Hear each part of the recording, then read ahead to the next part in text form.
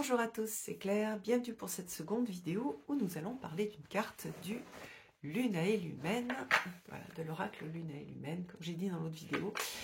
J'avais fait ça pour les cartes du petit oracle des fées, et là j'avais envie de le refaire pour vous remercier d'avoir acheté le jeu et de soutenir mon travail. Et puis aussi, pour ceux qui ne l'ont pas acheté, ça peut vous donner une idée des choses que vous pouvez trouver dans le jeu. Alors là, on va rester sur un conte d'Andersen. Alors la carte, c'est la carte de la joie. Regardez comme l'illustration est jolie. Eva a fait un super travail. Donc là, on est sur la joie, sur un conte qui a été écrit par Andersen et qui a été découvert en 2012. C'est assez extraordinaire. Andersen, hein, c'est un personnage du 19e siècle, et donc ce n'est qu'en 2012 qu'on a retrouvé ce conte. Il a été écrit quand il était assez jeune. Certaines personnes ont critiqué le conte en disant qu'il était moins abouti que les autres, mais moi je l'aime beaucoup et je trouve très chouette. Il y a un peu une histoire de vilain petit canard dans cette histoire. Alors, je vais vous la donner en résumé. Elle est en deux parties. Donc, c'est l'histoire d'une bougie de suie. Alors, les bougies de suie, ce sont les bougies les moins chères qui sont faites à partir de graisse animale. Et donc, quand elles brûlent, d'abord, elles éclairent beaucoup moins. Et aussi, elles font de la fumée noire. Et donc, quand on est riche, on utilise plutôt des bougies de cire qui font des plus grandes flammes, qui éclairent mieux et puis surtout qui ne fument pas. Donc on a cette bougie de suie qui est dans cette grande maison avec beaucoup de bougies de cire dans des beaux chandeliers, et puis elle est dans un petit chandelier tout simple, hein, comme on voit ici. Voilà, on n'a pas un grand chandelier en argent, on a un petit chandelier tout simple. Et elle se demande à quoi elle sert et comment ça se fait. Voilà, c'est un peu une histoire de vilain petit canard. Et on va avoir deux épisodes. Donc un épisode avec une petite fille qui va pouvoir, grâce à cette bougie de suie, donc dans la nuit, aller rechercher la lettre que lui avait écrite sa mère. Et donc sa mère décédée, donc elle va retrouver cette joie, ce contact avec sa maman. Donc on a un petit peu comme dans La petite fille aux allumettes, cette flamme qui remet en contact avec un monde, l'autre monde, qui moi me fait penser pas mal à cette notion d'autre monde d'Avalon, où les êtres chers sont encore là et nous attendent.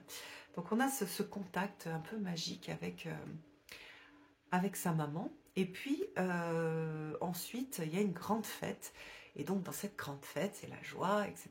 Mais il y a une fenêtre qui était mal fermée, et donc il y a un coup de vent et ça éteint toutes les belles bougies de cire, et c'est la cuisinière qui va arriver avec la bougie de suie qui va permettre de rallumer toutes les bougies de cire et de sauver la fête. Et là on va lui garder sa place. Donc on a cette idée de bougie qui apporte la joie, et c'est pour ça que cette carte s'appelle la joie. On a dans cette carte cet apport de la joie, et donc comment dire, l'interprétation de la carte est axée sur la joie. Mais lorsqu'on utilise le conte, on peut aussi avoir cette idée de qu'est-ce que j'apporte, quelle est cette idée de... On est un peu sur cette idée de mission de vie qu'on retrouve beaucoup dans les livres de développement personnel. À quoi est-ce que je sers? Alors c'est pas forcément que la mission de vie, c'est aussi que parfois des petites choses, des petits actes peuvent apporter de la joie. Et c'est pas juste les choses flambantes, extraordinaires qui sont les plus importantes. Donc dans l'interprétation, j'avais écrit ce petit texte: oh, quelle joie de trouver ma juste place, être heureuse et apporter du bonheur autour de moi. Voilà, donc ça c'est un petit peu mon résumé du conte, sachant que aussi, hein, on a des interprétations de contes qui sont faites par des psychologues ou par des sociologues. Mais un conte, c'est très intime, et chacun va aussi aller trouver, ça va résonner en fait avec une partie de soi. Donc n'hésitez pas aussi avec ce jeu à lire, pour les cartes qui sont liées à des contes, à lire les contes et à voir ce que ça peut vous apporter. Donc en amour à amitié, il n'y a pas de plus grande joie que celle de la rencontre et du partage. Tout est en place pour que tu puisses profiter de bons moments en excellente compagnie. Profite de chacun d'eux avec intensité. Ne te laisse pas parasiter par des pensées négatives ou par de l'anticipation anxieuse. Demain est un autre jour. Savoure le moment présent. Rigole et réjouis-toi, car la vie est belle. Donc on a cette idée de, voilà, de la joie, de ce moment où la bougie s'allume et où elle apporte de la joie. On n'est pas sur je suis pas assez bien, etc. C'est les bougies de cire qui sont mieux, non. Moi, petite bougie de cire, ma petite bougie de cire, elle m'invite à profiter de ce moment. Dans le travail, donc on a l'idée du plaisir dans une activité ou dans le travail, le fait que ce soit idéal. Donc c'est peut-être le moment de faire une pause, de penser à ce qui te met en joie, ce qui t'apporte de la joie. Comment faire en sorte de t'épanouir, de retrouver du plaisir dans ton activité. Parfois il s'agit juste de changer de perspective ou de lâcher prise. Cherche, la chance est avec toi et une solution est à portée de main. Et puis au niveau spirituel, tu as compris qu'une spiritualité sans joie n'a pas de sens. Ça c'est important, souvent il y a plein de livres de spiritualité, on se sent un peu écrasé par tout ce que l'on doit faire. Et l'idée, c'est de rester dans la joie, que ce soit une spiritualité qui apporte de la joie. La régularité et l'engagement ne sont possibles que si la pratique t'apporte de la satisfaction, un sentiment profond de complétude.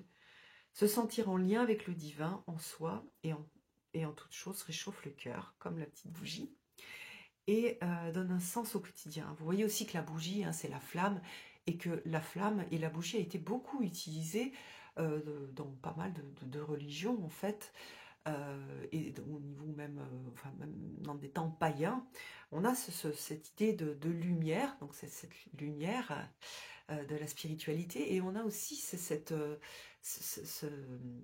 de monter, en fait, cette connexion avec le divin, comme la bougie et cette chaleur qui monte. Hein, d'ailleurs, dans les églises, on met des bougies parce qu'on a cette idée de message que l'on va transmettre. On allume une bougie, on porte une prière, et la prière, elle est transmise par la flamme de la bougie, par cette chaleur qui monte au ciel. Donc voilà. Qu'est-ce que j'avais mis? Nanana, la joie est au cœur d'une spiritualité véritable. Voilà. Et le mantra pour la journée, je me focalise sur des pensées joyeuses. Et puis on a le shadow work, donc à nouveau le travail de connaissance de soi.